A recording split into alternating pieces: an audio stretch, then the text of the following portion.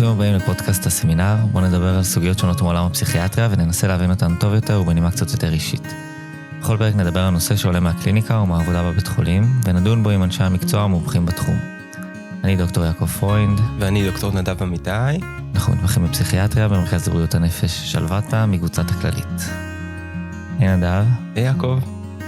מה קורה? סך הכל בסדר. אפשר להגיד כבר שאתה חצי מומחה נדב? שאתה בעצם מומחה במבוגרים וסיימת התמחות?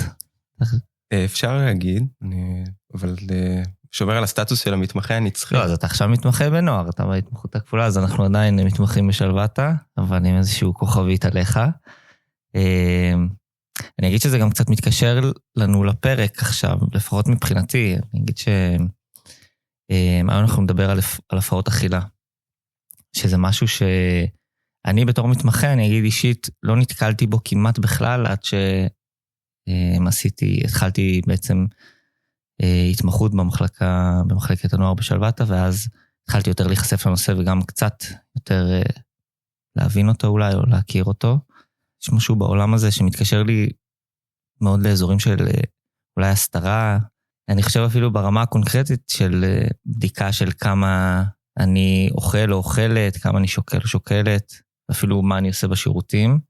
זה מקומות מאוד אינטימיים ואישיים, ואני חושב גם כמה סבל יש בהפרעה הזאת, ואולי גם ההסתרה וגם איזושהי בושה אולי מביאות עוד קושי להתמודד עם ההפרעות האלה, וזה באמת פרק שבעיניי הוא מאוד מאוד חשוב שנעסוק בו וניגע בנושאים האלה, ולנסות גם לשים לב יותר גם כמתמחים, וכמובן לסייע. אני אגיד גם שאנחנו מדברים לא מעט על התפר הזה שבין פסיכיאטריה לחברה. אני חושב שהפרעות אכילה זה באמת דוגמה אולי מצוינת למקום שהגבול הזה הוא מאוד מאוד מטשטש. אני חושב שאני כבר בגיל שאני יכול להגיד העידן המודרני, בלי להתבייש. אז אנחנו באמת יודעים שזה אפילו כמעט קלישאה להגיד שהיום העיסוק בדימוי גוף ובמשקל זה באופן כללי, זה משהו שהוא כבר עיסוק קולקטיבי, הוא גם כמעט אובססיבי נגיד של החברה.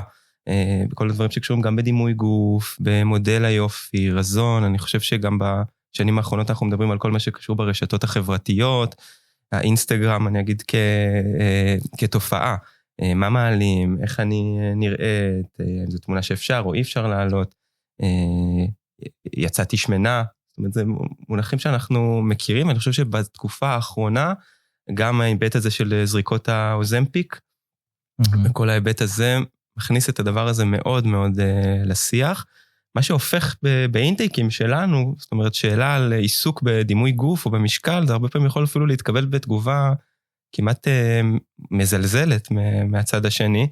אולי זה באמת מנותק לחשוב שיש מישהו היום בחברה המערבית שלא מתעסק בנושא של דימוי גוף או משקל, ואני חושב שזה בהחלט חשוב לדבר על התפר הזה, או מתי זה באמת כבר הפרעה. אז היום אנחנו מארחים את דוקטור יעל לואיס, פסיכיאטרית מומחית בשלוותה. היי יעל. היי נדב, היי יעקב. היי יעל. כיף שאת כאן. כמנהגנו אנחנו נציג אותך באמצעות תעודת זהות מקצועית קצרה. אז נגיד שדוקטור יעל לואיס, בוגרת בית הספר לרפואה של האוניברסיטה העברית בירושלים, את ההתמחות בפסיכיאטריה השלימה בשלוותה. אנחנו נגיד גם שהיא בוגרת תוכנית הליבה בפסיכותרפיה של אוניברסיטת תל אביב. מאז סיום ההתמחות היא עובדת כפסיכיאטרית במרכז הדרים לטיפול בהפרעות אכילה, והיום היא מנהלת השירות לטיפול בהפרעות אכילה במבוגרים שם. היא גם מרצה בחוג לפסיכיאטריה בפקולטה לרפואה באוניברסיטת תל אביב, וגם מדריכה בחוג לחינוך רפואי שם. נאמר גם שב-2019 היא הייתה בהשתלמות מחקרית וקלינית בלונדון, במרכז מוצלי, כן, מהספר, וקינס קולג' בלונדון, ועד היום היא גם ממשיכה כמובן לחקור בתחום הפרעות אכילה. אז ברוכה הבאה. איזה כיף להיות פה. כיף לנו גם. באמת מרגש. אנחנו באמת אז גם נשמח לשמוע ממך קצת על הדרך שלך, גם איך הגעת לפסיכיאטריה, לשלוותה, ואולי גם ספציפית על הבחירה בתחום של הפרעות אכילה. זו בחירה לא טריוויאלית, אפילו בתוך העולם שלנו. הדבר הזה מעורר לא מעט רתיעה אצל חלק מהאנשים.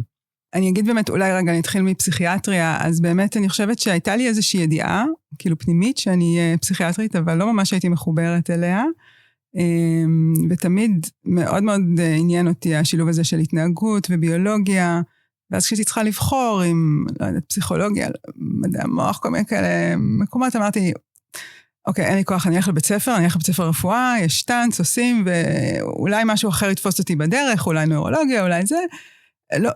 לא הייתה לי איזו ידיעה באמת מה זה פסיכיאטריה, כאילו באמת לא היה לי מושג, לא משנה, החיים היו סוערים וקרו כל מיני דברים, הגעתי לאלקטיב בפסיכיאטריה, הרגשתי כאילו שמעניין לי זה, אבל לא, גם לא עשיתי עם זה שום דבר, ועדיין המשכתי כאילו לדעת, ואז הגעתי, עשיתי סטאז' בשיבה, ויש כזה קטע שבתורנויות הסטאז'רים והמתמחים היו הולכים לאיזה מין כזה מרכז כזה אוכל לא מאוד מפואר, עם התלוש של הזה, בהפסקה, ופגשתי שם איזה מתמחה בפסיכיאטריה, והוא ממש עשה לי סדר, בכלל לא הכרתי שום דבר במרכז, לא, אמר לי, תקשיבי, כדאי לך לנסות את זה, שלוות איזה מקום מוצלח, כדאי לך ללכת לשם, אז עשיתי כזה, והגעתי לאלקטיב בשלוותה כסטאז'רית, ובאמת, כאילו הרגשתי שהגעתי הביתה, היה איזה משהו בביטנים, בירק, בפרסונות שפגשתי, באמת היה כאילו חוויה יוצאת דופן, והרגשתי גם שאנשים שעובדים שם איכשהו מצליחים לשמר את החוויה הזאת לאורך שנים, שזה היה מפעים בעיניי, שחושבים על רפואה ושחיקה היום, אבל באמת היה חוויה מאוד עוצמתית, וככה התגלגלתי להתמחות בשלוותה, ואיפשהו בתחילת ההתמחות ניסיתי לעשות איזה מחקר, לא משנה, ואיכשהו כאילו הטרגט של המחקר שעלה היה אולי אוכלוסייה של הפרעות אכילה, או אולי זה, ואז אמרו לי, לכי תדברי עם דוקטור עינת צוברי, יש מרפאה בנוטרים, מי שמע עליה, מי ידע עליה, כאילו אני סתם הייתי בשלוותה, לקחתי את האוטו, נסעתי לרעננה, בחיים לא הייתי שם קודם, וגם הרגשתי שוואו, כאילו כמו ההרגשה הזאת, זה, כאילו זה באמצע שכונה, כאילו הכל נעים כזה, באים, אנשים מחייכים, זהו, לא יצא שום דבר מהמחקר הוא, אבל כאילו זכרתי שיש את הדבר הזה, וכשהייתי בסבב שאני מניחה שאתם סביב, כאילו בעצם לא, אתה בטח סיימת אותו, השנה הזאת במרפאת מבוגרים שעושים, אז איכשהו הצלחתי שיתנו לי קצת להיות שמה, להתחיל כאילו לבדוק, להתעניין, ואז גם הפסיכיאטרית שעבדה אז במרפאת הנוטרים יצאה ל3 חודשי השתלמות, ואז החלפתי אותה חלקית, במקביל לעבודה במרפאה. זהו, וככה התחברתי, באמת, שהתאהבתי במרפאה, שיש בה, זו הייתה בעצם יחידה להפרעות אכילה, בתוך מרפאת הנוטרים, שהייתה מרפאה קהילתית ששלוותה פתחו, כאילו בחזון של להתקרב לקהילה, חזון שהוא די ישן, אבל בעצם בשנים האחרונות הולך ומתעצם, והיחידה הזאת הפכה להיות בעצם מרכז עצמאי להפרעות אכילה ב-2019, ומאז אנחנו נקראים הדרים, ובאמת בהתפתחות מאוד מהירה מאז. זה היה פתיחה שונה עלייך ולך שמתחילים, ואני רוצה אולי שכן נתחבר לאזורים אולי להתחלה, האזורים האלה שבאמת נדב הזכיר בפתיח, שאנחנו חיים בעולמנו, שמודל היופי הוא קיים, רזון, אכילה, השמנה, משהו שהוא מאוד מאוד בפרונט. עוד פעם, אנחנו לא יודעים כמה זה היה לפני, אנחנו יודעים שהיום זה מאוד מאוד נפוץ לשמוע את זה. צריכים לשמוע קצת איך את רואה את זה מזווית הראייה שלך, באמת הקישור הזה לחברה, ואז באמת נצלול קצת יותר למה זה באמת ההפרעות וקצת הגדרה שלהן. אני חושבת שיש, אני גם מאוד מתעניינת בממשק הזה בין חברה, ואיפה הפסיכיאטריה נכנסת, ואולי צריכה לצאת גם לפעמים. אני חושבת שעניין מרכזי הוא שאלת הסף, שבאמת, נכון, אנחנו תמיד עסוקים בזה בסמינרים, עם דוקטור קרון לקראת המבחן, שאלת הסף, ומה מגדיר, והמשמעות הקלינית, ואני חושבת שגם בהפרעות אכילה זה מאוד משמעותי, כלומר, זה נכון שהעיסוק בדימוי גוף, ואולי בספורט אקססיבי, ואולי בצורה, ואולי בצילום, הם מאוד משמעותיים. השאלה, עד כמה הם משתקים תפקודי חיים אחרים, בתחום חברתי, בתחום פסיכולוגי, בתחום בין אישי, ובאמת הרבה פעמים יש איזו הבנה, אוקיי, כאילו, אם היא לא אוכלת, אז מה הבעיה שתאכל? אבל באמת לראות את זה ולחוות את זה, לשבת מול מישהי עם הפרעת אכילה אקוטית, שבאמת העולם שלה הוא רק הארוחה הבאה שהיא לא רוצה לאכול, והחרדה עצומה מפני הפעם הבאה שהיא תפגוש את המשקל, וזה בעצם ממית את כל אזורי החיים האחרים, ותוקע אותה, לפעמים לשנים ארוכות. אז אני חושבת ששאלת הסף היא שאלה מרכזית. אני גם חושבת שאנחנו יודעים שהפרעות אכילה הן הפרעות מאוד ביולוגיות, הן לא שונות בנתונים הכלליים ממה שאנחנו יודעים, למשל מבחינת תורשה או כאלה, לעומת נגיד הפרעות בספקטרום הפסיכוטי, או יש להם מרכיב ביולוגי משמעותי, אבל עדיין אני חושבת שצריך להיות צנועים במה אנחנו מבינים. אני כן חושבת שיש משהו בחברה, שהיום אולי משהו שהיה נראה כמו היסטריה בתחילת המאה ה-20, ואולי חרדה בתקופה יותר מאוחרת במאה ה-20, אולי מתישהו דיכאון, אולי היום יתפוס את הצורה של הפרעות אכילה. ובטח כשזה, כאילו שיש איזשהו סף, או איזשהו משבר, או איזשהו סיפור, יש המון תיאוריות פסיכואנליטיות משתנות לגבי הדבר הזה, אבל לפי הגישה שאתה מגיע ממנה, אבל בסוף יש איזשהו סיפור, ואז הפרעת האכילה יכולה להיות הדבר שתופס את זה. זה מעניין לחשוב על זה, שגם ההבחנות משתנות ומנקזות לתוכן עם ההתפתחות של החברה, ואולי אם אני שואל אותך בכל זאת, אם אנחנו היום מסתכלים על הפרעות אכילה ככותרת, גורמי סיכון לדבר הזה באופן כללי, אם אנחנו יודעים, הדבר הזה מעורר הרבה מאוד שאלות, עיסוק בכל הדבר הזה של דימוי גוף, אבל ספציפית אם אני שואל אותך על גורמי סיכון לפתח הפרעת אכילה. שוב, כאילו אם אנחנו מסתכלים אחורה על המטוטלת בפסיכיאטריה, אז השלבים המוקדמים באמצע המאה ה-20 של התיאורים של אנורקסיה התרכזו בהאשמת האמא, נכון? כמו שהייתה לנו את האמא הסכיזופרנית והאמא האוטיסטית, אז הייתה גם אמא כזאת, אמא שגורמת לאנורקסיה. ואז בשנות ה-80 יצאו מחקרי תאומים מעניינים, שבעצם הראו תורשתיות מאוד גבוהה, בתאומים זהים 80%, ותאומות זהות בעיקר, זה מי שבדקו, ובתאומות לא זהות 25%, כלומר זה ברור שיש מרכיב גנטי. הפרעות אכילה לצערי, הן באמת קצת מדשדשות מאחור, בהרבה תחומים של משאבים ומחקר, אבל כן יש מחקרים גנטיים, יש מחקרים גנטיים שעושים בקבוצות ענקיות, בינלאומיות של שיתופי פעולה, והמחקר הראשון של אנורקסיה הצליח להוציא תוצאות משמעותיות ב-2019, וממשיכים לעבוד, אבל מה שמעניין שהגנים שהם מצאו, אז הם גם בקומורבידיות עם הפרעות פסיכיאטריות, בעיקר OCD ודברים אפקטיביים, אבל גם עם הפרעות ביולוגיות, סוכרת, BMI, כאילו בקורלציה הפוכה.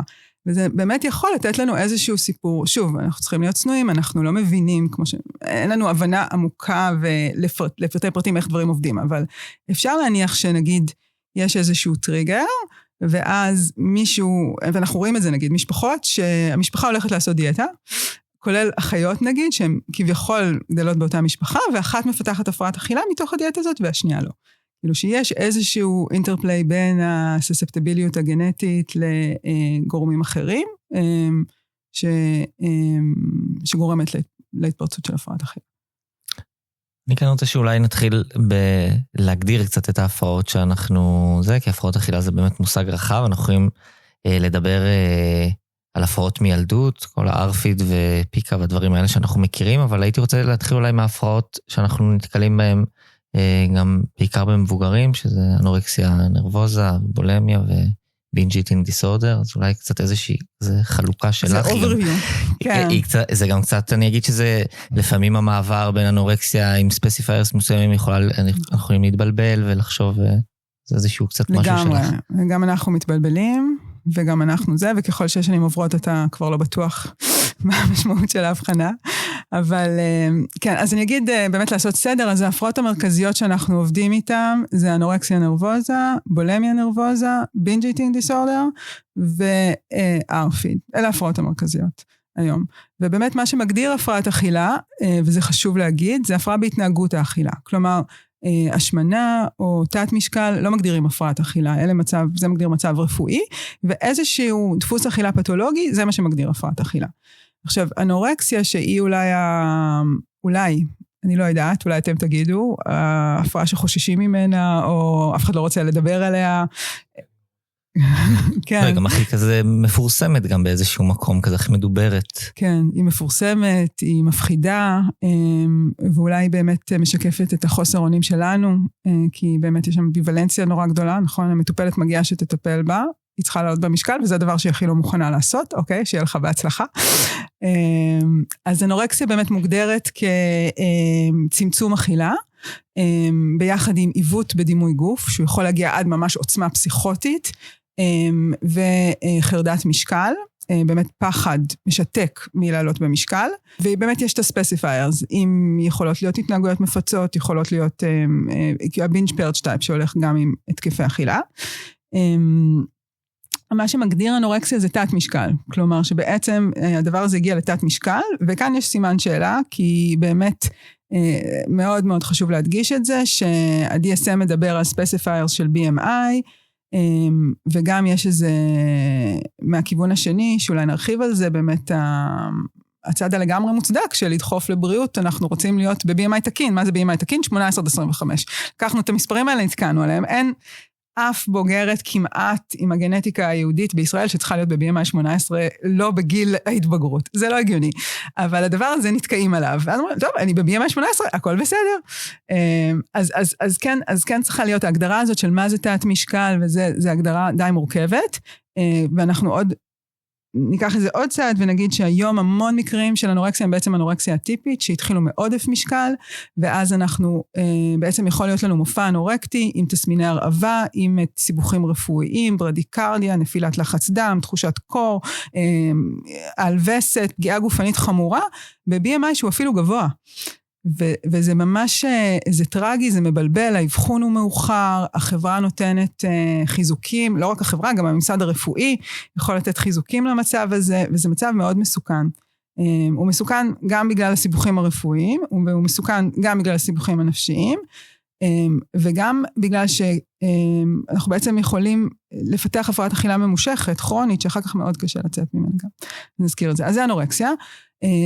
כן להגיד אולי שאנורקסיה זה הפרעה שמתוארת משחר ההיסטוריה בכל מיני צורות. אפרופו הדרך הזאת של נשים, כאילו המנהג של צום זה מנהג שגם יש לו משמעות דתית, ולאורך ההיסטוריה יש כל מיני תיאורים, קת'רין מסיינה, שבסופו של דבר מתה מהרעבה וההקאות, אחר כך כל מיני תיאורים של נשים שכאילו היו מאוד נוצריות,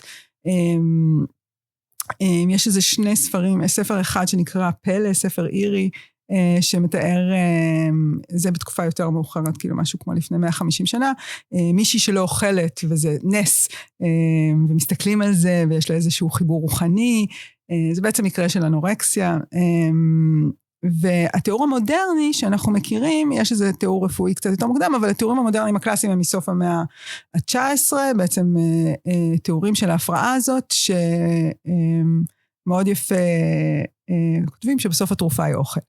ומאז יש, וזה הגלגולים של אנורקסיה. בולמיה זה הפרעה הרבה יותר חדשה, שבעצם הפעם הראשונה שהיא קיבלה את השם שלה היה ב-1979 במאמר, ורק אחרי זה היא נכנסה ל-DSM, ובאמת התיאורים התחילו מתיאורים של התקפי אכילה והקאות בקבוצות של סטודנטיות באוניברסיטאות, וכאן יש שאלה, אני חושבת יותר משמעותית, אם זה באמת יותר רלוונטי למצב של החברה. כאילו אם יש כאן, כי זה לא תואר קודם, חוץ מתיאורים, נגיד ברומא, שהם היו עושים התקפי אכילה, ואז מקיאים כי לא היו יכולים יותר, כאילו בקאות לא רציניות. binge eating disorder זה בעצם הפרעה שנמצאת ב-DSM משנת 2013, אבל היא תוארה גם קודם, כן צריך להגיד שהתיאור שלה הוא בעצם תיאור שהתהווה, בתוך הקונטקסט של השמנה.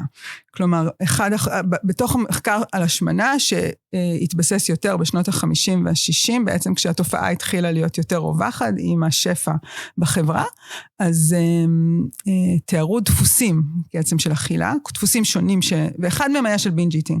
אז כאילו משהו במחקר הזה היה קצת סבוך ביחד, עד שעשו את ההפרדה, והיום כבר יש הפרדה, אבל המחקר יותר חיתוליו, וארפינד, שזה בעצם קיצור של Avoidant Restrictive Food Intake Disorder, זאת בעצם הפרעה שגם נכנסה ככותרת כזאת ל-DSM ב-2013, ל-DSM 5, ובעצם מדברת על מה שאנחנו מכירים כאילו במונחי יום-יום כאכילה בררנית, או מאוד בררנית, וגם שם יש שם 3 סוגים או טיפוסים, וזה עדיין מאוד ראשוני המחקר והטיפול בזה, אבל בעיקרון יש את הטיפוס שכאילו לא מתעניינים באוכל. אנחנו גם יודעים כאלה, כאילו אוכל לא מעניין אותם, הוא לא דרייב בשבילם, הוא לא כזה, כאילו לא, פשוט לא.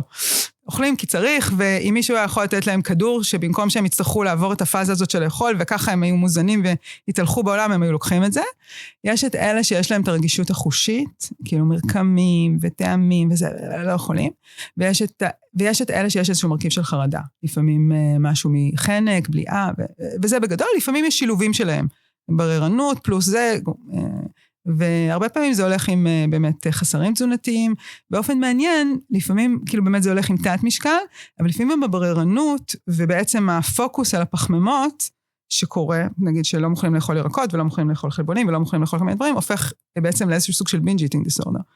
וזה באמת חוזר למה שאתה ציינת, יעקב, שיש כאילו הרבה תנועה, הרבה פעמים אנחנו נראה מישהי שהייתה לה אפיזודה אנורקטית כנערה, אחר כך זה משהו שאולי נגיד עליו משהו עוד מעט, הרבה פעמים אחרי פאזה אנורקטית, יש בעצם הגוף רעב ונהיים התקפי אכילה, ואז יכולה להיות פאזה בולמית, ואז אחרי זה אולי בהמשך, אם היו הקאות, אז כבר אין הקאות, ואז יהיה binge eating disorder, ויכולה להיות תנועה כזאת בין ההפרעות, וגם הציון הזה שאמרתי, אולי RFID בילדות, ואחר כך binge eating disorder, ובכלל, גם בגישות טיפוליות, נגיד פרברן שהוא ממש חלוץ יש כמה קבוצות משמעותיות, אבל הוא חלוץ של קבוצה באוקספורד שפיתחה דיסציפלינות של טיפול קוגניטיבי התנהגותי, CBT להפרעות אכילה, באמת מדברים שם על מודל טרנס דיאגנוסטי, ועל זה שבעצם יש תנועה, וגם כשאנחנו נגיד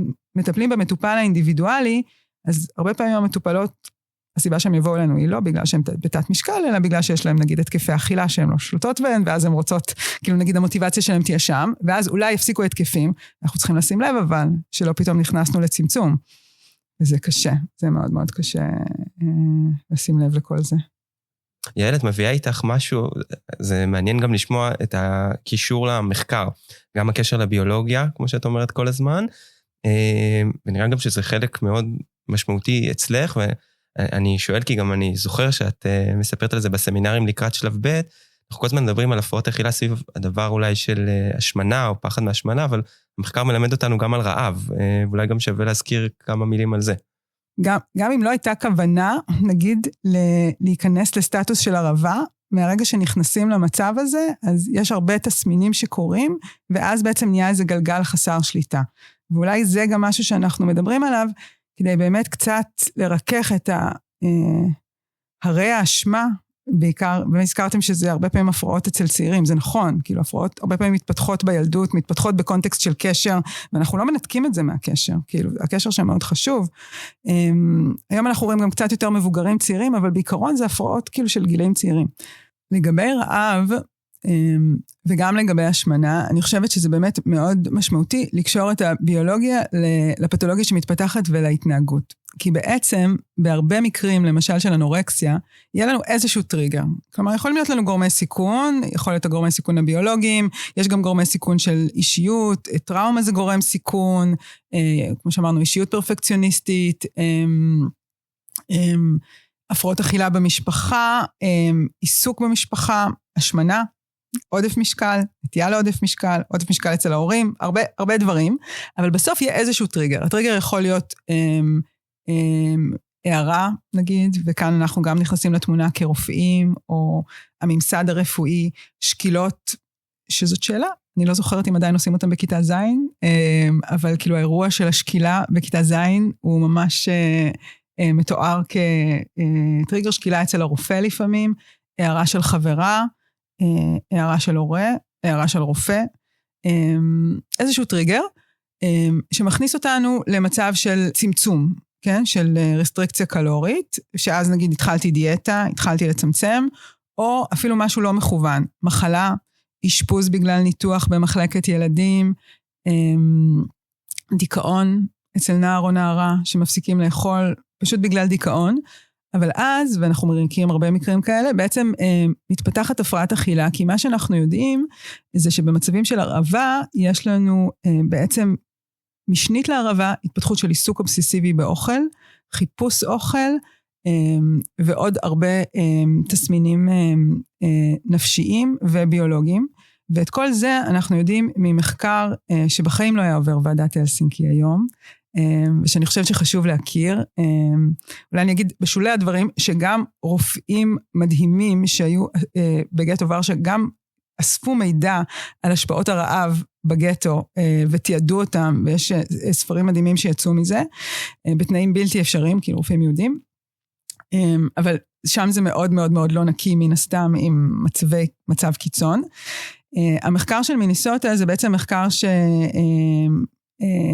הגו אותו לקראת סוף מלחמת העולם השנייה, כבר היה ברור שאירופה הולכת לצאת בשן ועין מהמלחמה, ושהולך להיות שם רעב המוני, והשאלה הייתה לא מה ההשפעה של רעב, אלא איך נאכיל את ההמונים. ואז קיז, שהיה פרופסור לפיזיולוגיה באוניברסיטת מינסוטה, הציע ניסוי מרתק, הוא אמר, אוקיי, בואו אנחנו ניקח קבוצה, נרעיב אותה, ואז נראה איך להאכיל אותה. כלומר, זה היה הרעיון שלו. והם גייסו למחקר 36 מועמדים לגיוס, שבעצם לא התגייסו מסיבות מצפוניות, כאילו יש בארצות הברית כל מיני קהילות כנסיות שהם כמו קווייקרס וכאלה, הם לא התגייסו, אבל הם היו כאילו גברים צעירים בריאים, והם הכניסו אותם למחקר הזה בהסכמה, והשלב הראשון היה להם בעצם 3 חודשים של maintenance, שפשוט עקבו אחריהם, הכירו אותם, נתנו להם תזונה מלאה, 3,600 קלוריות, ועקבו אחרי כל מיני דברים, ואז הכניסו אותם למצב של semi-starvation, הרעבה למחצה. כלומר, אפילו לא הרעבה מאוד קיצונית, כן, זה לא גטו ורשה, זה לא 180 קלוריות ליום, זה 1,800 קלוריות ליום. היום אם אנחנו מדברים על דיאטות או מתבגרות, כן? כאילו, הרבה פעמים תגיע לנו מישהי עם 1,200 קלוריות, 1,500 קלוריות, נגיד שהם, כאילו, כן, הם בגיל התבגרות, הצריכה שלהם היא גבוהה.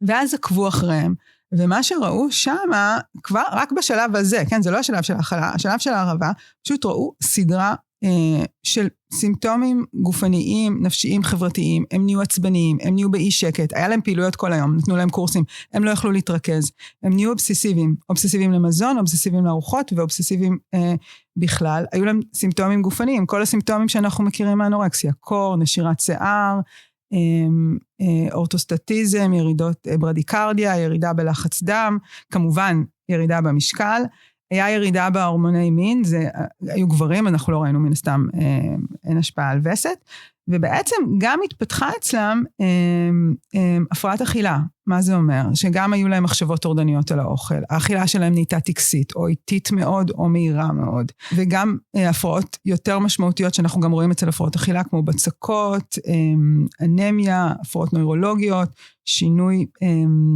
בצבע של העור, אז הם הגיעו למסקנה שכנראה אם אנשים מעורבים לא הצליחו לבנות דמוקרטיות באירופה, ואז אחרי זה הם עברו לשלב הזה, ומה שמעניין הוא שגם ברגע שבשלבים של ההאכלה מחדש, התפתחו סימפטומים שאנחנו גם מכירים, כמו למשל בולמוסי אכילה, שאנחנו מכירים אחר כך, ועקבו אחריהם שנים אחר כך, נדמה לי לפני, כאילו זה היה במלחמה שכבר הייתה מזמן, אבל לפני איזה 10 ו-20 שנה עשו רעיונות איתם, הם כולם אמרו שהם היו עושים את המחקר עוד פעם, אבל כולם אמרו שגם נשארה להם שריטה מהמחקר.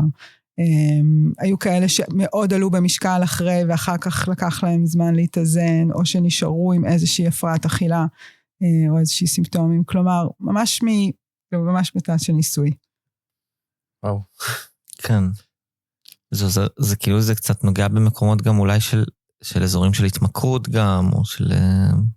אני חושבת שזה נוגע לקבוצה, יש כאילו, אם אני הייתי צריכה לחלק בחשיבה, לא יודעת אם זה נכון קלינית, אבל הייתי אומרת שיש קבוצה של הפרעות אכילה, אולי נרחיב על זה אחר כך בטיפול, שהם הפרעת אכילה בלי הרבה פסיכופתולוגיה נלווית, אצל בעיקר נערות או מבוגרות צעירות, שאם אנחנו מטפלים מהר, אנחנו מתארגנים ויכולים מאוד מאוד לעזור, ויש את ההפרעות היותר מורכבות, שבהם הפרעות אכילה הם כבר חלק הפרעות ויסות יותר כלליות. ואז גם הרבה פעמים יש לנו דילמות, שאני בטוחה שנתקלתם בהם בחדר מיון, במה מטפלים קודם, בדיוק. עם התמכרות, או הפרעת אכילה, או הפרעת האישיות הנלווית, או הפאזה האפקטיבית, האם היא מג'ורית, לא מג'ורית, כאלה. ואם אנחנו מדברים על הרתיעה, אני חושב שזה אולי פה קבור הכלב, אמרת גם שיש קפיצה בין הפרעות האכילה השונות, אבל הרבה פעמים זה באמת הפרעות שלא באות לבד, והן באות גם עם הפרעות לא פשוטות. ואם אני חושב שבאמת בשנים האחרונות, כל הנושא של טראומה מורכבת הוא מאוד מאוד במודעות שלנו. היום אני חושב שאי אפשר לדבר על הפרעות אכילה מבלי להזכיר גם את הקשר ואת הקומורבידיות הזו, אז גם אנחנו נשמח לשמוע התייחסות שלך לדבר הזה. נכון, באמת המטוטלת כאן גם זזה מאוד עם כל העולם של טראומה מורכבת, אנחנו הרבה פעמים אומרים נגיד במרפאה שאנחנו לא יודעים אם הייתה או לא הייתה טראומה. אנחנו הרבה פעמים נגלה שמטופלת שבאה עם הפרעת אכילה, כאילו ייקח הרבה זמן, אבל שנים אחר כך נגלה שהייתה טראומה, או שהיא לא יודעת שהייתה טראומה. זו סיטואציה מאוד מאוד מאוד מאתגרת לעבוד בה, כי היא גם יוצרת את הבסיס הזה של חוסר אמון, גם החוסר אמון שלה, כאילו בסביבה, איך לייצר לסביבה בטוחה, זה מאוד מאוד מאוד מאתגר. אני אגיד זה גם אתגר לדעת את זה, זו ידיעה שהיא קשה, היא קשה לצוות, ואולי באמת שם הרתיעה היא, וגם הסימפטומים שנוספים בפוסט-טראומה, כן, מהקבוצות הסומטיות ומהקבוצות שאנחנו מגדירים אותם, שהם נעים עם ההפרעות אישיות, קומפלקס טראומה, הפרעת אישיות גבולית, הם מאוד מאוד מאתגרים, כי באמת הם נכנסים לקשר בין אישי, ואז לקשר המטפל-מטופל, ובהפרעת אכילה זה מאתגר במיוחד, כי אנחנו ממש באיזה דילמה, עוד לא כך דיברנו על טיפול, אבל נגיד בטיפול אנחנו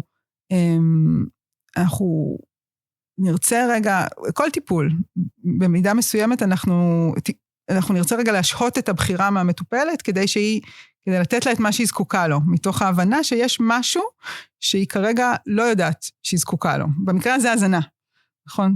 כי היא כאילו, בדחף שלה והאובסיביות, היא נכנסת לאיזה לופ שהיא לא יכולה לצאת ממנו, והיא זקוקה להזנה, אבל היא גם לא רוצה את ההזנה.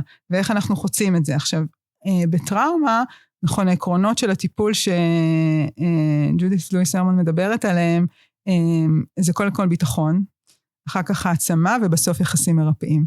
עכשיו, זה מאוד מאוד קשה לעשות העצמה, וביטחון כשאתה לוקח את החירות מהמטופלת, שזה אחד הקונפליקטים בעצם, נכון? איך אנחנו עושים את זה גם בטיפול פסיכיאטרי, גם באשפוז פסיכיאטרי, ובטיפול בהפרעת אכילה, זה באמת יכול להיות מאוד מורכב. אנחנו לא רוצים שהשולחן שבו אנחנו נגיד מגישים לה את האוכל, או זה יהפוך להיות שדה קרב, ואז אנחנו בעצם משחזרים את היחסי קורבן תוקפן, וזה שלא בא להציל אותה. אז זה באמת מאוד מורכב. אנחנו משתדלים בעצם בכל זאת ללכת בטיפול על נגיד שיקום רפואי תזונתי, ואז יחסים וקשר. זה מאוד מורכב, כי הדברים בעצם באים פנימה והחוצה, אבל מה שמאוד עוזר לנו, ואולי בעצם זה גם, זה המשיכה כאילו למרפאה שאני עובדת בה, ואחרות זה עבודת הצוות. זה באמת לנסות לפזר את הטרנספרנס, לא להפוך להיות חדר מיון של איש אחד, כמו שאנחנו קוראים לזה, אלא באמת משהו שהוא קצת יותר דיפוזי. אז זה באמת גם האזורים כבר של הטיפול עצמו, אבל כן אני רוצה לחזור גם למקומות האלה שאנחנו נפגשים אולי בפעם הראשונה, בפעמים הראשונות, עם מטופל או מטופלת שמגיעים למיון, במחלקות, ויש איזשהו חשד להפרעות אכילה, גם באנמנזה. אני אגיד שבמקומות שלי שאני ניצב במפגש כזה, אני מאוד נרתע, אני מרגיש לשוחח על זה, אני חושב אולי שאני יכול לפגוע או לא לדייק, זה כמעט מזכיר לי, קצת כמו שנדב אמר, זה מזכיר שאלות גם על פגיעה מינית, על חרם בבני נוער, שאני כן מרגיש איזושהי חוסר נוחות של שני הצדדים בחדר. אני רוצה לשאול קודם כל, מתי אנחנו צריכים לחשוב על הפרעת אכילה ולשאול על זה, שאני יודע גם שהתשובה תהיה תמיד, אבל באמת יותר לדייק את זה, וגם מה את ממליצה בשיחה לעשות, וגם אולי מה לא לעשות, מה לא לישון, נגיד בשיחות ראשוניות. או איך? או איך? אז אני חושבת שזה קצת כמו באמת לשאול על אובדנות, נכון? שנתן כותרת כזאת שאנחנו מדברים בה עם סטודנטים לרפואה, וזה שנורא נורא נרתעים, ולאט לאט כאילו מוצאים איזושהי דרך, כל אחד מוצא את הדרך שלו. מה שעוזר לנו, אני חושבת גם עם סטודנטים, מה שעוזר, כי בהתחלה אומרים, איך אני אשאל אותו משהו כל כך פרטי, כל כך אישי, אבל הוא בא לטיפול, כן? זה התפקיד שלי לשאול אותו, אז כאילו לדעת שזה התפקיד שלנו, והייתי מתחילה בשאלה כללית כזאת, נגיד על איך היית מתארת את המערכת יחסים עם הגוף שלך לאורך השנים, או היה איזה קושי, היית רוצה לשתף. אחר כך יש כל מיני שאלות, נגיד עשית פעם משהו כדי לשנות משהו בגוף שלך, היה משהו שמאוד הפריע לך, ניסית פעם לשנות את המשקל, ואז אפשר להיכנס באמת ליותר סימפטומים אם צריך. ניסית פעם לאכול פחות, לכמה זמן, אפשר לשאול ספציפית על התנהגויות מפצות, ניסית כאילו לפצות, אם זה הקאות, שימוש במשלשלים, ספורט, דפוסי ספורט. אני מוצאת שלקחת מה שנקרא אנמנזה תזונתית, זה כאילו קצת פרווה, אבל זה נותן מלא מידע, וזה גם לא מאוד פוגע. נגיד, יכול להגיד לי מה אכלת אתמול? נגיד, קמת בבוקר, ואז מה?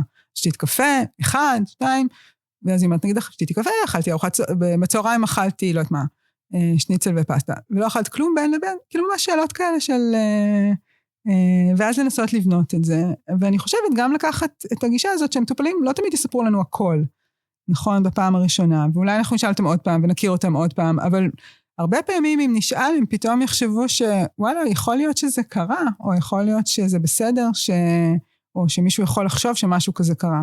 וכאן אני כן, קצת כמו בבשורה מרה, אני כן חושבת שכדאי לשאול, שקרה לך פעם משהו טראומטי, עברת פעם איזשהו אירוע של פגיעה פיזית או מינית, מקסימום היא תגיד לא, ונגלה אחר כך, והיא תדע שזה עניין אותי, שזה חשוב לי, שזה משמעותי לנו. זה גם לוקח אותנו באמת לעבודה השוטפת, יעקב מחבר את זה למיון, אני חושב הרבה פעמים בתוך העבודה במרפאה, בגלל שאלה הפרעות שהמון פעמים באות יחד עם הפרעות אחרות, נשאלת השאלה מתי זה שלי ושל המרכז שאני עובד בו, ומתי יש כאן הפרעת אכילה שמצריכה טיפול במרכז ייעודי. זה גם הזדמנות לדבר על מה זה המרכזים האלה, ספציפית אני חושב גם על הדרים, כי גם זה שזה לא בתוך הקמפוס של שלוות, הרבה פעמים זה מעבר להרי החושך מבחינתנו. אז אולי חשוב להבין גם את זה, מתי זה נכון להפנות למקום כזה ומה קורה שם. נכון, זה ממש מעבר להרי החושך, ואני ממש מרגישה שהפודקאסט הזה זה אולי התחלה של תיקון. זה כאב גדול שיש לי באמת על העבודה שאני מאוהבת בה, אבל באמת כרוכה באיזשהו ריחוק וניתוק משלוותה במובן הרחב, כאילו של באמת היכרות יותר מצומצמת עם הרבה צוותים, וזה נקודה לעבודה. אני חושבת שכשהפרעת האכילה היא ההפרעה המרכזית, וקשה באמת להעריך את זה, אז כן יש יתרון וצורך במרכז ייעודי. ביחד עם זאת, כמו שאמרתם, ההפרעות קשורות אחת בשנייה, והרבה פעמים מטופלת שתהיה מאושפזת בגלל איזשהו משבר דיכאוני, עם רקע של הפרעת אישיות וטראומה מורכבת, תפתח איזשהם סימפטומים תוך כדי, או משהו ישתפר, ומאוד חשוב שנהיה בתשומת לב לזה. מי שמאוד עוזרות לנו בזה, בשירותים בישראל, זה הדיאטניות, שהן עושות עבודה מדהימה, והיום הם גם, יש להם באמת, הרבה מהם עברו הכשרה בתחום של הפרעות אכילה, ובאמת אפשר לעשות איזושהי, להיעזר בהן, לעשות, אנחנו כפסיכיאטרים כמובן יכולים לעשות, הערכה והבחנה, אבל גם לעשות איזושהי הערכה תזונתית, זה אני אומרת בסיטואציות של אשפוז. רופאי המשפחה הם כתובת חזקה, הם יודעים, רופאי משפחה ורופאי ילדים, יודעים מה יש בשירותים שלהם. יש היום יותר ויותר שירותים בתוך הקופות. גם הרופאים יותר מיודעים, יש הרבה הכשרות שעוברו לרופאי ילדים ורופאי משפחה, אז הם יותר מיודעים מה לעשות. וגם דיאטניות, והרבה פעמים הטיפול מתחיל שם, כי בזמן שיש שם, יש מרפאות יהודיות להפרעות אכילה, בקופות החולים יש לא מעט מרפאות, ויש מרפאות שמסונפות לבתי חולים, כמו המרפאה שלנו בהדרים, יש מרפאה בשניידר, שזה ילדים ונוער, הדרים זה גם ילדים ונוער וגם מבוגרים, ומרפאות אחרות של בתי חולים, למשל ברמב"ם וכאלה.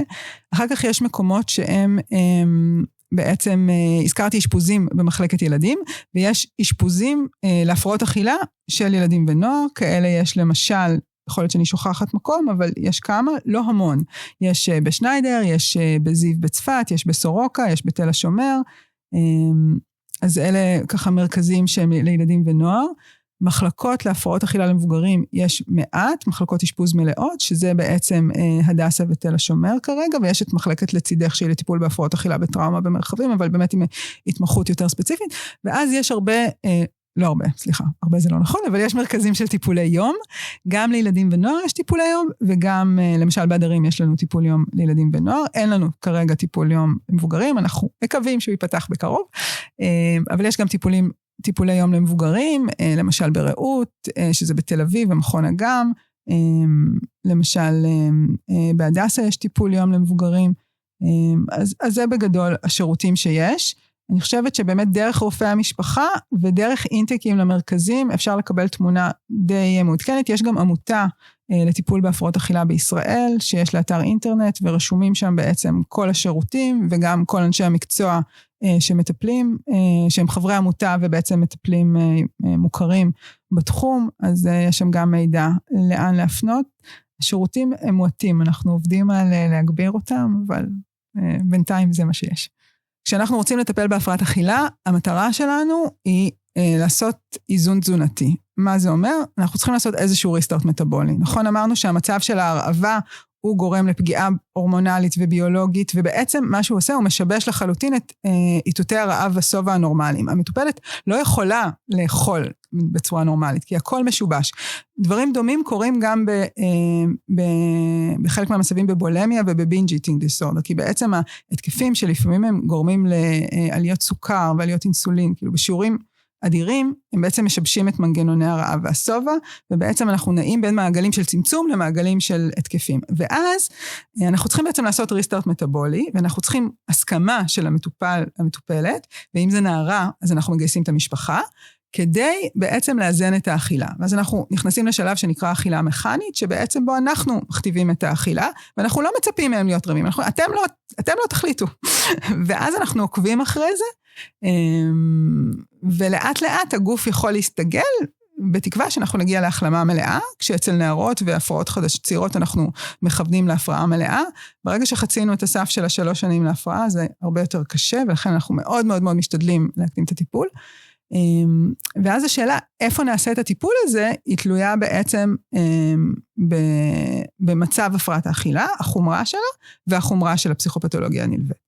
אז אם יש מישהי שהיא לא יציבה נגיד מבחינה רפואית, ב-BMI מאוד נמוך, ויש לנו גם סכנה של ריפידינג סינדרום, שלא הזכרנו את זה עד עכשיו, אבל הוא גם קיים, נכון, אנחנו מכירים את זה, אז יכול להיות שאנחנו נצטרך לעשות את זה באשפוז, או נהיה חייבים לעשות את זה באשפוז.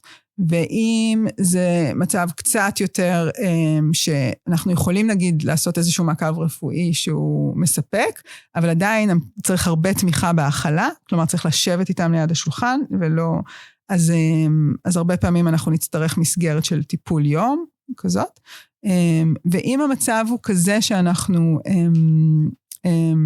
שההפרעה יותר קלה, או שיש לנו גורמי תמך חזקים, וזה הנחת הבסיס שלנו אצל ילדים ונוער, ששם בעצם טיפול הבחירה הוא FBT, Family Based Treatment, שהוא ממש מוכח ובעצם מתבסס על זה, שאנחנו מעצימים את ההורים, וההורים צריכים לתת את הסמכות המיטיבה, וללוות את ההורים, ולעזור להם לאכול.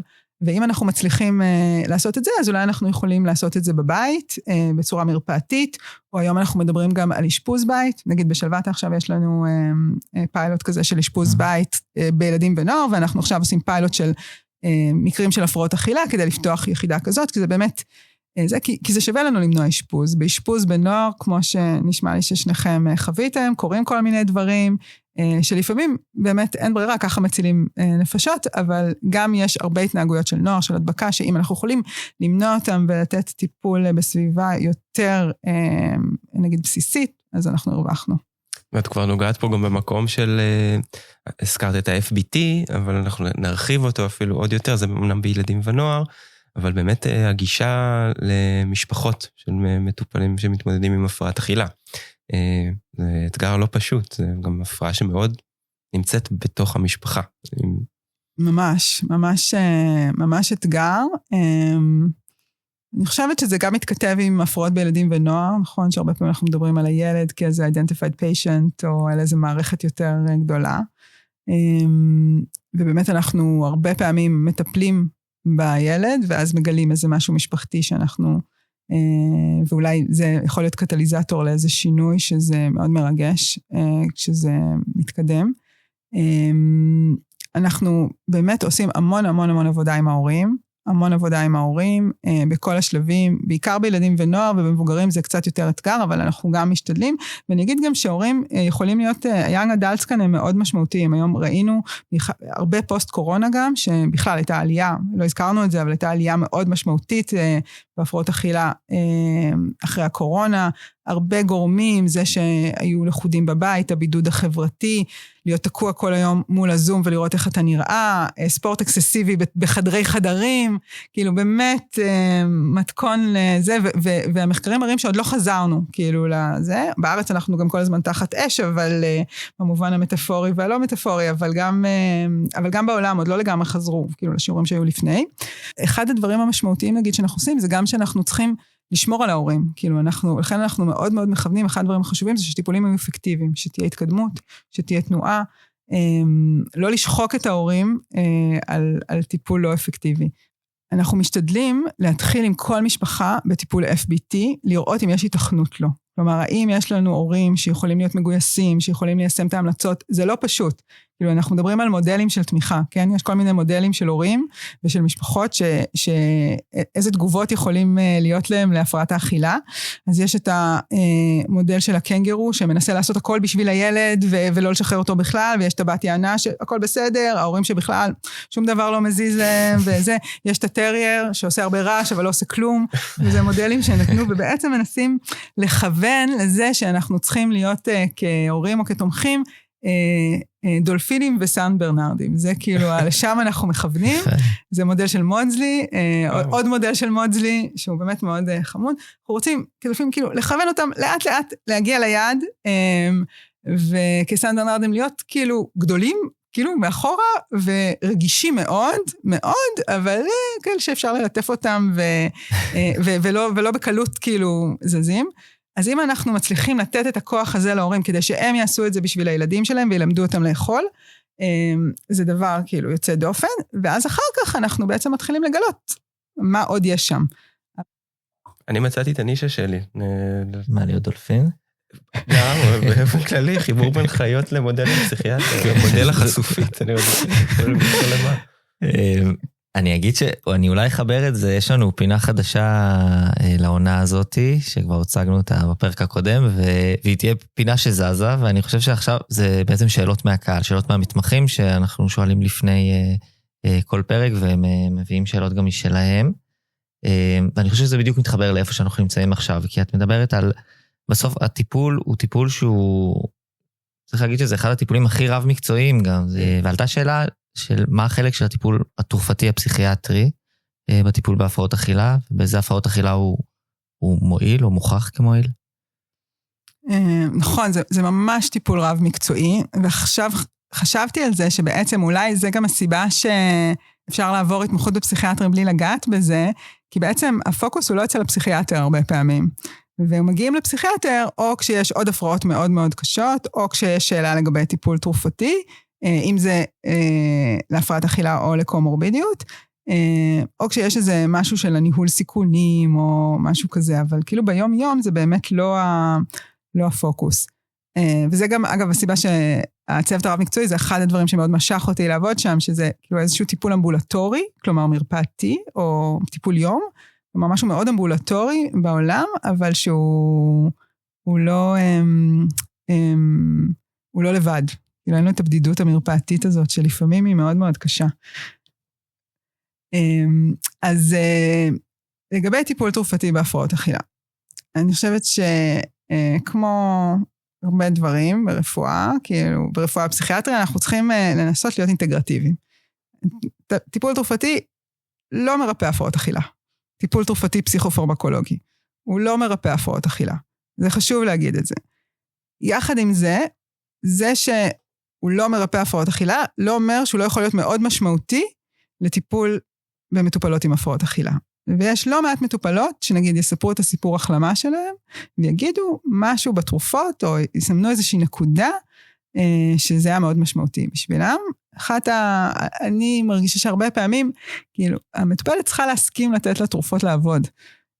משהו במוטיבציה צריך כאילו לקרות, כדי להיות מוכנה לתת לתרופות לעבוד, ולפעמים המוכנות הזאת היא מוצהרת ולא מוצהרת. אז אם רגע נעשה סדר, נגיד שקודם כל יש מעט מחקר על טיפולים בהפרעות אכילה, בכלל מחקר בפסיכופרמקולוגיה הוא מוגבל, ויש לו הטיות שאתם מכירים אותם, ואולי דיברתם עליהם בהקשרים אחרים, אבל בגדול נגיד עבודת הפסיכיאטר מתבססת על איזשהו היגיון, נגיד של brain science, אולי, רצפטורים וזה, הבנה מוגבלת, אבל איזשהו היגיון, ו-EBM, Evidence-Based Medicine, איזה מחקרים יש, אז כאן באמת בהפרעות אכילה יש פחות מחקרים, אבל יש מחקרים, ואז יש את הניסיון הקליני שלנו, שהוא באמת מאוד מאוד פרטיקולרי, משתנה, יש גם כל מיני מנהגים, כאילו, שמתבססים, אז ההפרעה שאולי הכי מטרידה אותנו, אנורקסיה נרבוזה, נגיד שהכי הרבה מחקר שיש על השפעה, על ה-core symptoms, שזה בעצם משקל, זה בתרופות אנטי-פסיכוטיות חדשות, זה המחקרים הכי גדולים שיש, והם גם לא גדולים, צריך להגיד את זה. יש עדויות טובות שזיפרקסה היא התרופה הכי אפקטיבית, אבל שוב, כשאני אומרת הכי הרבה מחקרים, זה כאילו פחות מ10 מחקרים, הרבה פחות. אז כאילו זה לא מיליון מחקרים, וברוב המחקרים יש עשרות של חולים. כן? זה בכלל, כל המחקרים על הפרעות אכילה, פחות מ10,000 מטופלים, כל המחקרים על אנורקסיה, פחות מ-1,500. כאילו זה כלום. זה מספרים מאוד מאוד זניחים. יש סיבות לזה, כן? למה זה? לך תשכנע מטופלת שלא רוצה לעלות במשקל, לקחת זיפרקסה ולחתום על הסכמה מדעת. היו הרבה מחקרים שהתחילו בתור תוכנית ל-randomized control trial מפואר, וגמרו בקושי ב-open study עם תוצאות לא, זה מה שקורה. ביחד עם זה, אני כן, וגם התרופות שחקרו, חקרו אותם עם איזשהו היגיון, שעוקב אחרי ההתפתחות ההיסטורית, כאילו של הפסיכופרמקולוגיה. אז התקופה של האנטי-פסיכוטיים הראשונים, אז אמרו, אוקיי, זה תפיסה, זה דלוזיה, בוא נטפל בזה. אז היו קצת מחקרים על הלידול, וקצת מחקרים כאלה. אחר כך נכנס הכיוון של ה-SSRI, ואמרו משהו לגבי גם שיש קומורבידיות עם דיכאון ונוקשות, לא משנה. אבל השורה התחתונה היא שבנגיד, אם אני צריכה להגיד, זה מה שיש באבידנס, ואם אני צריכה לתת כאילו את ה-2 cents שלי על אנורקסיה, אז בשלבים האקוטיים, אני חושבת שיש היגיון טוב לתת אנטי-פסיכוטיים בטיפול נמוך, זה באמת במינון נמוך, זה מאוד מפחית את החרדה, כאילו נכון, יש להם את השם המיתולוגי major tranquilizers, הם מפחיתים את החרדה, ובשלבים יותר ממושכים, אני כן אגיד שגם יש ניסיון קליני, ויש גם מחקרים סותרים לגבי SSRI במניעת אישנות. אז באנורקסיה לאורך זמן, שהרבה פעמים יש גם קומורבידיות עם OCD, ואובססיביות, אז טיפול ב-SSRI אנחנו גם רואים אותו הרבה, ומוצאים שאפקטיבי. בבולמיה, בעצם יש את התרופת FDA הראשונה להפרעות אכילה, כן, פרוזק, שבעצם קיבלה מחקר ראוי בתקופה שהיו חוקרים את פרוזק אחרי שיצא לשוק, בתחילת שנות ה-90, ובעצם במחקרים גדולים שכבר הרבו כמה מאות חולים, הצליחו להראות שבמינון של 60 מיליגרם, לא במינון של 20 מיליגרם, הייתה ירידה בסימפטומים, בהתקפים ובהקאות, וזה המחקר שאנחנו רצים איתו, כאילו, וזאת עד היום תרופת הבחירה לבולמיה. אני צריכה להגיד ששוב, בניסיון הקליני שלי, וגם אין מחקרים שבודקים בולמיה לאורך שנים. ההפרעה, אם לא עושים עוד טיפול, טיפול תזונתי וטיפול אחר כך ממושך יותר, תמצא דרך לחזור בהרבה מקרים. אבל כן, יש איזשהו אפקט שאנחנו רואים אותו, ונגיד, זה מקרה שבו אם אני אקבל לקליניקה, וגם פסיכיאטרים, אני כן ממליצה, אם אני אקבל לקליניקה מישהי עם בולמיה חריפה, שאין לה סיכון, שיכולה להתחיל איזשהו טיפול, אבל לא פנויה כרגע להתחיל תוכנית CBT, ומאוד במצוקה, יש ערך בלתת את הטיפול התרופתי, גם במחקר וגם בקליניקה, וגם צריך להגיד, אם פריזמה לא מסתדר, SSRI אחרים כנראה יעשו את אותה עבודה, כן? פשוט אף אחד לא טרח לחקור אותם.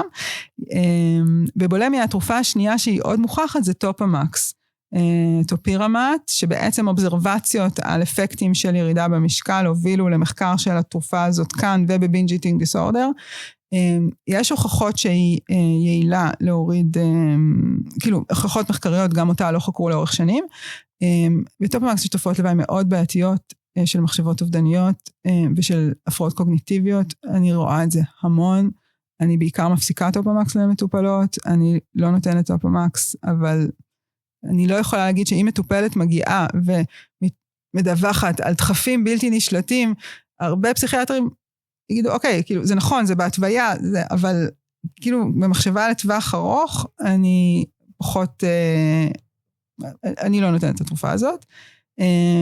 binge eating disorder, בעצם הזכרתי, זה הפרעה שהתפתחה טיפה יותר מאוחר, וגם כרוכה בהשמנה, וכאן הרבה פעמים, לא תמיד, אבל יכול להיות אוברלאפ עם השמנה, וכאן הרבה פעמים אנחנו צריכים לחשוב במה אנחנו מטפלים. אם היעד שלנו טיפול במשקל, של המטופל, יותר לדייק את זה, או טיפול בהתנהגות של הבינג'ים, או טיפול בקומורבידיות שהרבה פעמים יש, בכולם יש קומורבידיות, אבל בבינג' איטינג הרבה פעמים יש איזה קומורבידיות כללית של דיסטימיה, פוסט-טראומה, בכלל לא הזכרנו את זה, אבל סימפטומים דיסוציאטיביים, טראומה וסימפטומים בולמים הולכים יותר ביחד מאשר הטיפוס היותר רסטריקטיבי, אנורקטי, אובססיבי. התרופה שמאושרת FDA זה ויוונס, שזה בעצם פרודרג של מטילפנידט, שמשתחרר בשחרור איטי, והצליחו להראות שבמינונים של 50 ו-70 מיליגרם, הוא גם מוריד התקפים וגם כרוך בירידה במשקל, הצליחו להראות פחות רילפס, חקרו אותו לתקופות קצת יותר ארוכות, אבל לא שנים כמובן. גם כאן אני חייבת להגיד שאנחנו נראה אפקט, כן? אנחנו גם נראה אפקט, כי סטימולנטים מדכאים רעב, כן? אבל למרות שזה לא מה שמשווקים בתרופה, כאילו, אלא יותר מרכיב האימפולסיבי, אבל אנחנו נראה אפקט. אני חושבת שזה קריטי, שזה יהיה ביחד עם תוכנית תזונתית. כי למשל, מטופלות עם binge eating disorder, שהסינדרום שלהם הוא כזה שהם בעצם מצמצמות אכילה לאורך היום, נגיד כיוון של night eating syndrome, שזה זה אנטיטי שהוא לא הבחנה מוגדרת, אבל קיים, ואז רוב האכילה היא בערב, התרופה לא תעזור להם. היא אולי אפילו תחמיר, כי יש את הריבאונד, אז אם אני צריכה להמליץ, אני חושבת שגם צריך איזשהו טיפול תזונתי, אבל זה לא טעות, כאילו לתת ויוונס, ואולי מילה על ארפיד, שזה תרופה, כאילו שזה הפרעה חדשה, ורק מתחילים לצאת מחקרים, יש סדרה שהתפרסמה עכשיו מתל השומר על אנטי-פסיכוטים בארפיד, גם הניסיון הקליני שלי אומר שאנטי-פסיכוטים במינון נמוך בארפיד, ביחד עם בנזו אפילו, בתוכנית חשיפות, כי בעצם הטיפול הוא CBT, ותוכנית חשיפות יכול להיות אפקטיבי, ואין סיבה להימנע מזה. אולי טיפולים לא תרופתיים, באופן כללי גישה, קצת הזכרת את זה, על שהמודל הוא באמת יותר... כן, אני אגיד שבאמת אין טיפול מוכח, כאילו, נגיד באנורקסיה אין טיפול שהוא מוכח או מועדף, כאילו גישה פסיכותרפית שמוכחת או מועדפת, חוץ מה-FBT לילדים ונוער בלבד. יאנג אדלס מתחיל להיות מחקר, שהוא יעיל, אבל כאילו זה עוד לא ממש נכנס לגיידליינס, כי זה כאילו מוגדר כילדים ונוער. FBT הוא לא ממש פסיכותרפיה, כאילו ב-FBT, המטופל, בני הברית שלך בהתחלה הם ההורים, כאילו אתה עם ההורים כדי לתמוך בילד, ואחר כך אתה מתקדם. אז כל מיני גישות פסיכותרפיות אחרות הן יעילות לאנורקסיה, אבל קשה לראות עדיפות. בבולמיה יש לנו יעילות גבוהה לתוכניות של CBT, ויש גם IPT, שהם פחות אנחנו עושים בארץ, אבל גם קיים. אבל באמת זה טיפול הבחירה בדרך כלל. בעצם הפרוטוקולים של CBT יכולים להיות רלוונטיים גם לבינג' וגם לבולמיה, להפרעות אכילה התקפיות. הרבה פעמים מטופלות בספקטרום של הקשיי ויסות, אנחנו גם אולי נחשוב עליהם ל-DBT, זה מה שאנחנו עושים במרפאה, אבל יש פרוטוקולים של DBT להפרעות אכילה, ובארפיד התוכנית היא בעיקר CBT התנהגותית. ארפיד זה אולי, אנחנו יכולים לחשוב גם על קשר מאוד ראשוני של הורים, אמא ואבא, איך אוכלים, יש כאלה תיאורים של ילדים שמאכילים אותם במקלחת כדי שהם לא יתלכלכו, ואז איזושהי היווצרות של משהו שהוא יותר נרכש גם, כאילו אמרת את הדברים הגנטיים, אבל גם יש דברים נרכשים של איך נוצר קשר ביני לבין אכילה, או ביני לבין הקרגיבר. אבל אנחנו יכולים לחשוב על מודלים פסיכותרפיים, זאת אומרת, המודל המטאבולי של ביון, בוא נגיד, זה הקלאסיקה לחשוב, ונגיד אפילו האפקטים של אוכל ונפש. אז יש אין סוף, כאילו, הסברים דינמיים לקונפליקטים שאיכשהו מתגלמים באכילה, עם תיאורי מקרים מופלאים, בכל מיני גישות, גישות של העצמי, גישות התייחסותיות, גישות באמת, הזכרת ביוניאליות וקלייניאניות, ובאמת, ומיניקוטיאניות, המון, נורא נורא מעניין.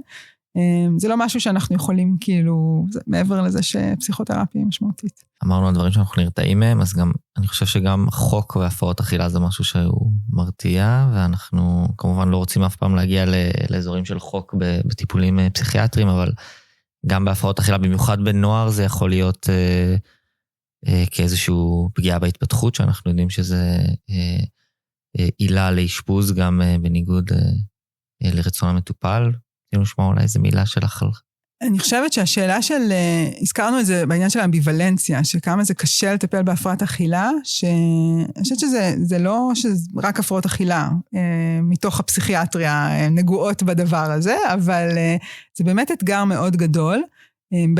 מטופל מגיע עם איזושהי מצוקה, הזכרתי קודם אולי מצוקה של עלייה במשקל, או שהקאות מפריעות, או התקפים שמרגישים בלתי נשלטים. מגיע איזושהי מצוקה, או שאין מצוקה מישהו אחר רואה את המצוקה, שזה מה שאנחנו רואים הרבה פעמים באנורקסיה, נכון? כאילו, מה שהרבה פעמים יכוון אותנו לשינויים, לנסות להבחן אנורקסיה, זה כל מיני שינויים, כאילו,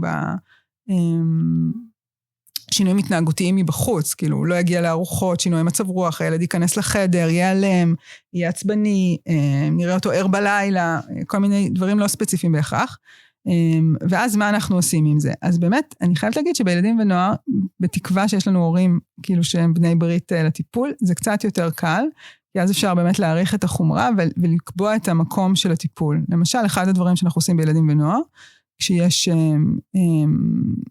סימפטומים גופניים, כמו ברדיקרדיה, או שיש אי יציבות גופנית רופא רפואי, כמו שאנחנו קוראים לו, מעריך אותה, אז אנחנו יכולים להשפז במחלקת ילדים, ואז לקבל שם גם תמיכה, לפעמים האכלה בזונדה, לפעמים האכלה פשוט, אבל מחלקת ילדים נותנת לנו, מחלקות הילדים בארץ, בבתי החולים בארץ, המחלקות הילדים הרגילות נותנות אכסניה מהממת, תומכת, והרבה פעמים נותנים איזה ממש אירוע, כאילו איזו התערבות, גם יכולים לתת איזשהו איזון, כדי שהמשך הטיפול אחר כך יוכל להיות במקום פחות, וגם הזכרתם קודם אין כמעט שירותים להפרעות אכילה אולי. אז מחלקת הילדים יכולה לתת לנו את זה, ואז באמת, וההמשך גם האשפוזים יכולים להיות בעצם בהסכמה, כמו שהזכרת יעקב, של ההורים, כי בעצם נדרשת לנו בעיקר הסכמת ההורים, עם התלות בגיל וכו', אבל זה יותר פשוט.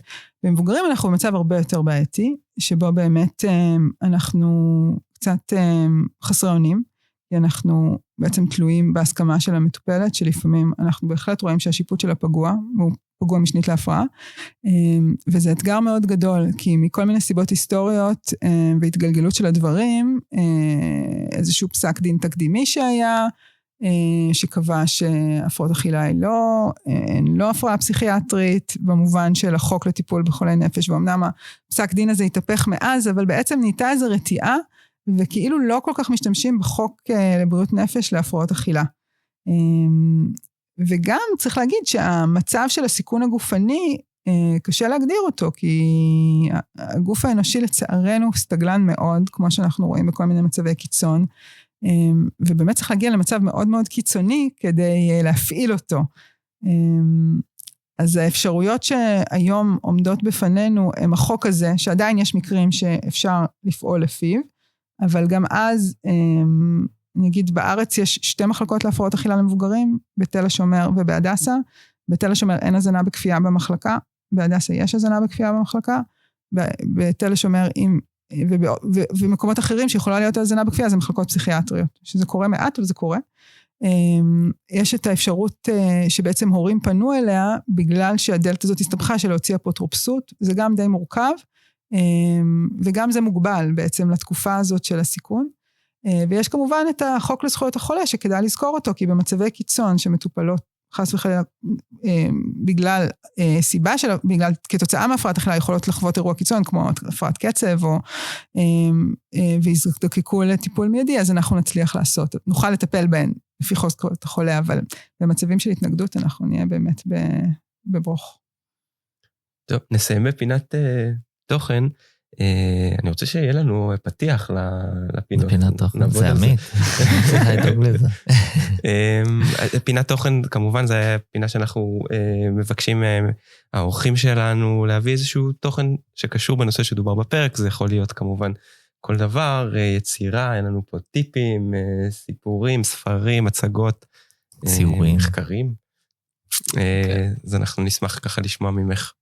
אני חשבתי בעיקר על מה שדיברנו עליו, שהריחוק הזה, כאילו איזה פער בהיכרות, ופשוט חשבתי שמה שעזר לי, לא עזר לי, מה שחיבר אותי לעולם של פסיכיאטריה, לפני שהייתי פסיכיאטרית, היו כל מיני ספרים כאלה של סיפורי פסיכותרפיה, ארווין יהלום כאלה, יורם יובל, אז לא בדיוק, אבל חשבתי להמליץ על שני ספרים, יש ספר אחד שנקרא, אולי אפילו 3, נראה, יש ספר שנקרא נשים אוכלות את עצמן, של מירה דנה ומרילין לורנס, זה ספר מהסדרה הזאת, נראה לי קוראים, זה פסיכה, זה סדרה כאילו מוכרת, וזה ספר כאילו לקהל, אבל הוא ממש סוקר דברים שדיברנו עליהם היום, ומאוד מאוד קריב ונגיש, ואני חושבת סוגר את הפינה הזאת בשביל מתמחים, כדי להכיר קצת את התחום. יש ספר שנקרא רעב לקשר, של אליטה קולמן, שהיא בעצם נותנת שם סיפורי פסיכותרפיה, בגישה התייחסותית, להפרעות אכילה. ויש ספר שנקרא גוף זר, של ענת גור, שהוא בעצם מחקר על הפרעות אכילה וטראומה, אבל גם כזה מאוד מאוד קריב ומעניין. אז אני חושבת שזה ככה כדי להכיר יותר. גם ספר וגם מחקר, זה גם חדש. אולי יש לנו סקופ לסיוע, הזכרת את ג'ודית לואיס, יש קשר משפחתי? ברור, לא, אין שם קשר משפחתי, לא. אז דוקטור יעל לואיס, המון תודה, היה מרתק. ממש, תודה רבה שהגעת, השתתפת. תודה על ההזדמנות, באמת משהו שאנחנו מאוד חשוב לנו בשביל המטופלים שלנו. תודה מי.